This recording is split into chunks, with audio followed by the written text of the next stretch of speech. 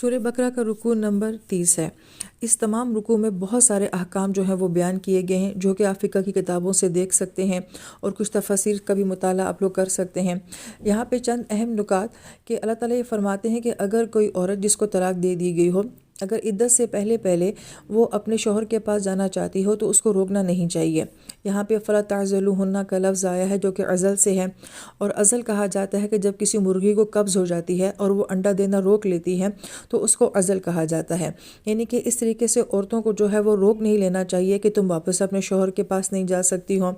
اور پھر یہاں پہ کہا گیا کہ تراضوا بینہم بالمعروف، جبکہ وہ آپس میں راضی ہوں کسی معروف طریقے کے اوپر۔ ان تمام آیت مبارکہ میں بار بار معروف کا لفظ اس لیے آ رہا ہے جو کہ بہت ہی حقیقت پسند لفظ ہے، کہ محبت کی، احسان کی، چاہت کی، احساس کی بات نہیں ہو رہی ہے، بلکہ معروف کی بات ہو رہی ہے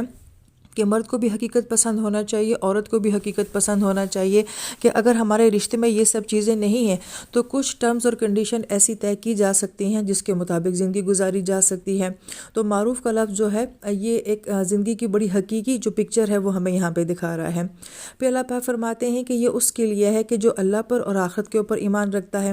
یعنی کہ ایک طرف تو اپنی ضد اور اپنی انا، اپنی ہٹ درمی آ جاتی ہے۔ عموماً یہاں پہ خاندان جو ہیں وہ یہ کہتے ہیں کہ ہم واپس نہیں بھیجیں گے اپنی بچی کو، یہ ہماری بے عزتی ہو جائے گی، یا ہم اس انتظار میں رہتے ہیں کہ پہل کون کرے گا، پہلے لینے کے لیے کون آئے گا۔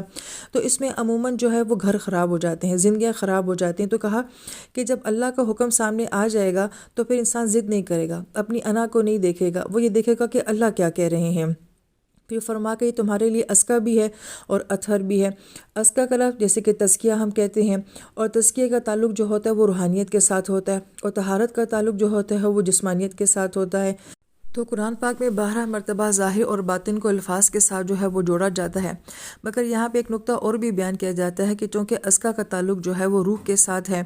تو اگر عورتوں کو اس طرح سے نکاح نہیں کرنے دیا جائے گا، ان کو ان کے شوہروں کے پاس نہیں جانے دیا جائے گا، تو پھر کیا فتنہ سامنے آئے گا کہ ظاہری باتیں، خواہشات انسان کے اندر ہوتے ہیں، جذبات بھی انسان کے اندر ہوتے ہیں۔ مرد کے اندر فطری طور پہ اللہ پاک نے عورت کی خواہش رکھی ہے، اور عورت کے اندر فطری طور پہ اللہ تعالیٰ نے مرد کی خواہش رکھی ہے، تو پھر یہ دونوں جو ہے وہ گناہ کی طرف مبتلا ہوں گے، اور جب یہ گناہ کی طرف مبتلا ہوں گے تو ان کی اپنی ذاتی زندگی بھی خراب ہوگی، معاشرہ بھی خراب ہوگا۔ تو گویا کہ سب سے بڑا نقصان کس کا ہوگا؟ روحانیت کا ہوگا، روح کا ہوگا۔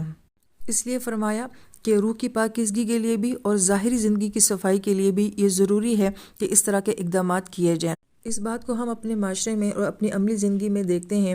کہ کیا ہم اپنے بھائیوں کے لیے یا اپنے بیٹوں کے لیے اس بات کو پسند کرتے ہیں کہ کسی طلاق یافتہ لڑکی کے ساتھ نکاح کیا جائے؟ تو یقیناً ہم ایسا نہیں کرتے ہیں، اور پھر یہ معاشرے میں خرابی کا کیسے باعث بنتا ہے کہ پھر ایسی بچیاں کہاں جائیں، ان سے کون نکاح کرے گا؟ لہٰذا جتنا ہو سکے اس معاملے کو سیٹل کرنا چاہیے، کسی بھی معروف انداز سے گھر جو ہے وہ جڑے رہنے چاہیے۔ آیت مبارکہ کے آخر میں اللہ پاک فرماتے ہیں کہ اللہ تعالیٰ کی ذات جانتی ہے اور تم نہیں جانتے ہو۔ تو علماء کرام یہ فرماتے ہیں کہ یہاں پہ چونکہ جذبات کی بات ہو رہی ہے، احساسات کی بات ہو رہی ہے، تو انسان کے اندر بہت کچھ ایسا ہوتا ہے کہ جو کہ بعض اوقات آپ کے قریبی رشتے بھی نہیں جان رہے ہوتے، ماں باپ اولاد کو نہیں سمجھ رہے ہوتے، بھائی بہنوں کو نہیں سمجھ رہے ہوتے۔ تو گویا کہ وہاں پہ یہ کہا جا رہا ہے کہ اللہ تعالیٰ جو ہے وہ تمہارے دلوں کے اندر کی باتوں کو جانتے ہیں، تبھی تو اللہ پاک نے اس طرح کے احکام دیے ہیں۔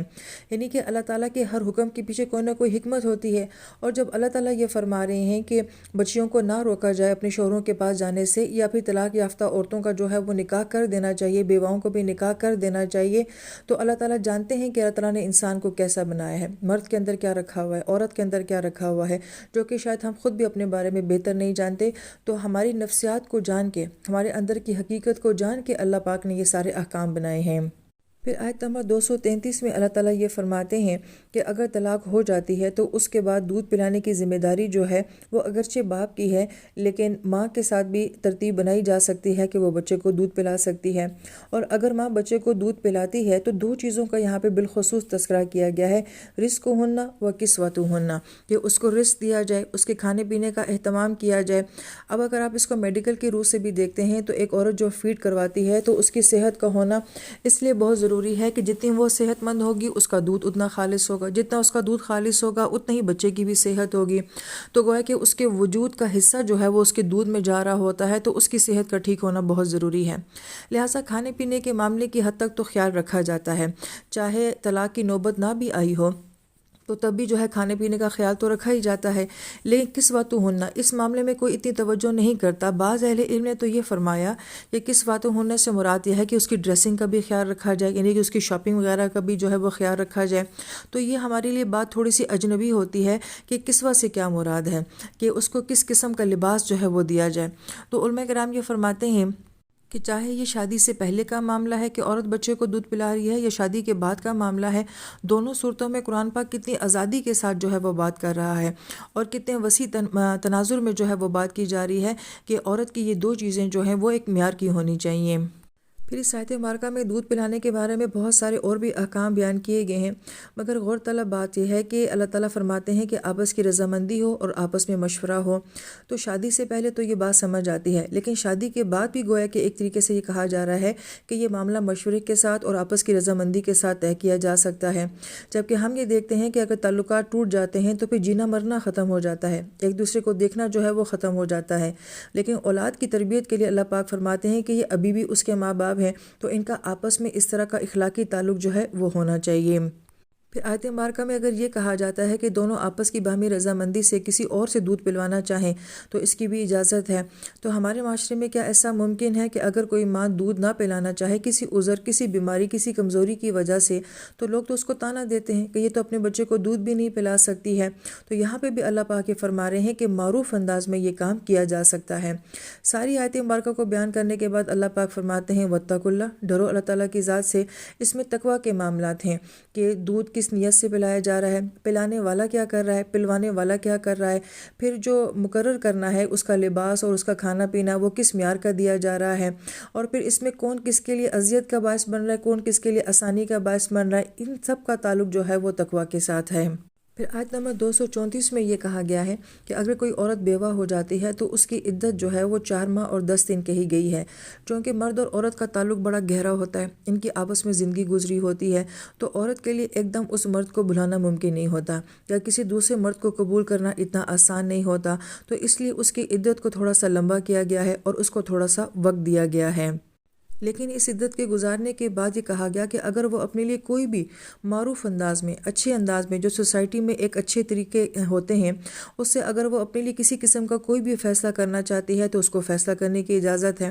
لیکن ہمارے معاشرے میں کیا ہوتا ہے، یہ کہا جاتا ہے یہ ہماری بیٹی کی عزت تھی، یا جو کوئی کہتا ہے کہ یہ ہماری فلاں کی نشانی ہے، تو عورتوں کو آگے اپنی زندگی کے بارے میں فیصلہ کرنے سے روک دیا جاتا ہے۔ تو یہ قرآن کے بالکل خلاف بات ہے۔ اور پھر ہم یہ سوچتے ہیں کہ اگر ایک عورت بیوہ ہو گئی ہے تو اگر وہ اپنے نکاح کی بات کرے گی تو یہ بہت بے حیائی کی بات ہے، اور ہم ایسی عورت کو اچھا نہیں سمجھتے ہیں، جبکہ قرآن یہ کہہ رہا ہے کہ وہ جو بھی اپنی ذات کے بارے میں فیصلہ کرنا چاہے اللہ نے اس کو اجازت دی ہے۔ تو جب یہ اللہ کے نزدیک معاملہ غلط نہیں ہے تو پھر معاشرہ اس کو غلط کیسے کہہ سکتا ہے، بے حیا کیسے کہہ سکتا ہے، اور بڑے غلط الفاظ کہے جاتے ہیں کہ پہلے کو بلا دیا ہے، بچوں کا خیال نہیں کیا ہے، اپنی آگے کی زندگی کا سوچ رہی ہے۔ تو یہ عین فطری معاملہ ہے کہ اس نے اپنی عزت بھی بچانی ہے، اپنی زندگی کو آگے گزارنا بھی ہے۔ ہم صحابیات کو دیکھتے ہیں کہ 1 نہیں، 2 نہیں، 3 مرتبہ بھی وہ بیوہ ہوئی ہیں، لیکن ان لوگوں نے آگے نکاح کیے ہیں، اور صحابہ کرام کی ازواج بھی فوت ہو جاتی تھی اور وہ آگے نکاح کر لیا کرتے تھے۔ تو یہ جو دین اللہ تعالیٰ نے ہمیں سکھایا ہے اس میں کوئی اس طرح کی بات عیب والی نہیں ہے، البتہ ہم نے اپنی رسومات جو بنائی ہوئی ہیں اس میں یہ بات عیب سمجھی جاتی ہے۔ پھر آیت نمبر 235 میں اللہ تعالیٰ فرماتے ہیں کہ اگر کوئی عورت بیوہ ہو جاتی ہے یا وہ طلاق والی ہوتی ہے، تو اگر کوئی اس کو نکاح کا پیغام دینا چاہتا ہے، اور نکاح کا پیغام دینے کے لیے اگر وہ کسی بھی اشارے یا کنائی میں بات کرتا ہے، یعنی کہ کوڈ ورڈز کے اندر بات کرتا ہے، یا پھر یہ کہ وہ اپنے دل میں کوئی بات چھپاتا ہے، دل میں چھپانے کے لیے اکننتم کا لفظ استعمال کیا گیا ہے۔ اس کے 2 معنی بیان کیے جاتے ہیں، ایک ہوتا ہے چھپانا اور ایک ہوتا ہے حفاظت کرنا۔ تو کسی چیز کو حفاظت کے لیے کسی محفوظ جگہ میں چھپانا، خواہ وہ کوئی بات ہی کیوں نہ ہو، اور محفوظ جگہ آپ کا دل ہی کیوں نہ ہو۔ پھر اکن کا لفظ جو ہوتا ہے وہ ایسے پردے یا آڑ کے لیے بھی آتا ہے جس کی موجودگی میں کوئی چیز آگے نہ جا سکے یا اندر داخل نہ ہو سکے۔ تو گویا یہاں پہ یہ کہا جا رہا ہے کہ انسان کی بہت ساری سوچیں اور خیالات ایسے ہوتے ہیں کہ جو انسان اپنے دل میں چھپا کے رکھتا ہے۔ آیت مبارکہ میں بڑی غور طلب بات یہ ہے کہ علماء کرام فرماتے ہیں کہ کوڈ ورڈز میں اگر کوئی مرد کسی عورت کو نکاح کا پیغام بیچتا ہے یا کوئی ایسی حوصلہ دینے والی بات کرتا ہے کہ آپ کی آنے والی زندگی اچھی بھی ہو سکتی ہے، آپ کی زندگی میں خوشیاں بھی آ سکتی ہیں، یا بھی وہ کسی قسم کی فیلنگز بھی اگر اپنے دل میں چھپاتا ہے، تو اللہ تعالیٰ نے اس کو برا نہیں کہا ہے۔ یہاں پہ اللہ پاک نے بلکہ اس مرد کی اس کیفیت کو بیان کیا ہے، تو اس کا مطلب ہے کہ یہ کوئی برا عمل نہیں ہے۔ اور پھر آیت مبارکہ کے آخر میں اللہ پاک فرماتے ہیں کہ ہم تو جانتے ہیں جو کچھ تمہارے دلوں کے اندر ہے، تو اس کا مطلب ہے کہ مرد کے دل میں عورت کے خیال آتے ہیں، اور عورت کے دل میں بھی مرد کا خیال آ سکتا ہے، کسی کے بارے میں بھی یہ خیال آ سکتا ہے کہ اس سے شادی کی جا سکتی ہے، یہ زندگی کا ساتھی جو ہے وہ بن سکتا ہے۔ تو اس حقیقت کو اور اس فطرت کو شریعت بھی قبول کرتی ہے، لیکن آیت مبارکہ میں کیا کہا گیا ہے کہ یہ سب کچھ جو ہے یہ چھپے ہوئے طریقے سے نہیں ہونا چاہیے، تو گویا کہ خفیہ انداز میں کسی قسم کا کوئی تعلق جو رکھنا ہے، اس کو شریعت جو ہے وہ پسند نہیں کرتی ہے۔ اللہ تعالیٰ فرماتے قول معروفہ، معروف انداز میں، اچھے سلجھے ہوئے الفاظ میں تم کوئی بات کہہ سکتے ہو، پیغامات بھی جو ہے وہ تم بھیج سکتے ہو۔ اور معروف کا لفظ کیوں استعمال کیا گیا کہ تمہارے جتنے بھی معاملات ہیں، تعلقات ہیں، وہ اوپن ہونے چاہیے، وہ سب کے سامنے ہونے چاہیے، وہ کلیئر ہونے چاہیے اور وہ صاف ہونے چاہیے۔ تو جو معاملہ صاف ہوگا، ایمانداری کے اوپر ہوگا، اسے چھپانے کی ضرورت ہی کیا ہے؟ انسان اس کو خود ہی جو ہے وہ ظاہر کرے گا، تو اس میں کوئی حرج والی بات نہیں ہے۔ تو قرآن بہت حقیقت کے ساتھ اور بڑے بیلنس انداز میں جو ہے وہ دونوں سائڈز کو دیکھ کے بات کر رہا ہے۔ خیال آنا بھی فطری عمل ہے، ایک دوسرے کی طرف کشش کا محسوس ہونا بھی فطری عمل ہے، مگر کام ہونے جو ہیں وہ معزز انداز میں چاہیے۔ پھر آیت مبارکہ میں 2 مرتبہ وَاعْلَمُوا آ رہا ہے۔ ایک مرتبہ اللہ پاک فرماتے ہیں کہ جان لو اور ڈرو اللہ تعالیٰ کی ذات سے کہ اللہ تعالیٰ تمہارے دل کی باتوں کو جانتے ہیں۔ دوسری مرتبہ اللہ پاک فرماتے ہیں کہ جان لو کہ بے شک اللہ تعالیٰ معاف کرنے والے بھی ہیں، بردبار بھی ہیں۔